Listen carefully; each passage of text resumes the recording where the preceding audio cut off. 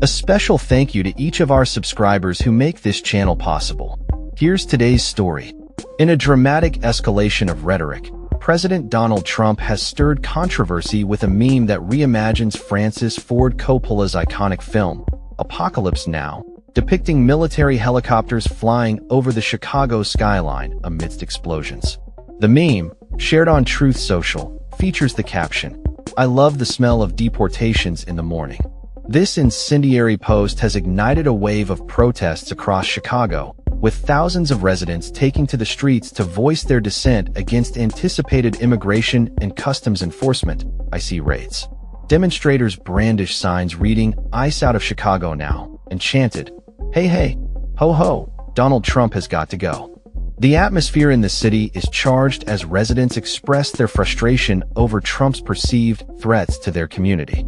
Alyssa Simpson, a resident of Chicago, articulated her dismay, stating, "Chicago is not the narrative that people try and paint it as.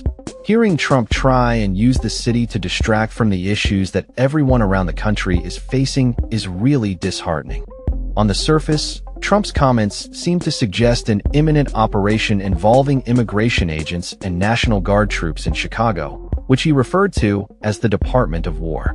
Despite the alarming rhetoric, local leaders, including Illinois Senator Tammy Duckworth, have pushed back against the president's claims. Duckworth stated, "This is not normal. This is not acceptable behavior." She emphasized that there are currently no indications that the administration is preparing to deploy troops to Chicago, despite Trump's alarming threats. Trump's social media activity has drawn sharp criticism from Democratic leaders, who argue that his approach amounts to a declaration of war against a major city in his own nation. Duckworth, appearing on Face the Nation, remarked, "If that's what he's declaring, then let me make it clear. It would be an illegal order to declare war on a major city, any city within the United States." The political landscape has become increasingly fraught as Trump's administration has hinted at a nationwide crackdown on illegal immigration and crime, following previous deployments of the National Guard to cities like Los Angeles. In a recent executive order, Trump moved to rename the Department of Defense to the Department of War, a change that would require congressional approval. Local leaders have expressed their concerns about the federal government's intervention in crime in Chicago, highlighting that such actions could face legal challenges.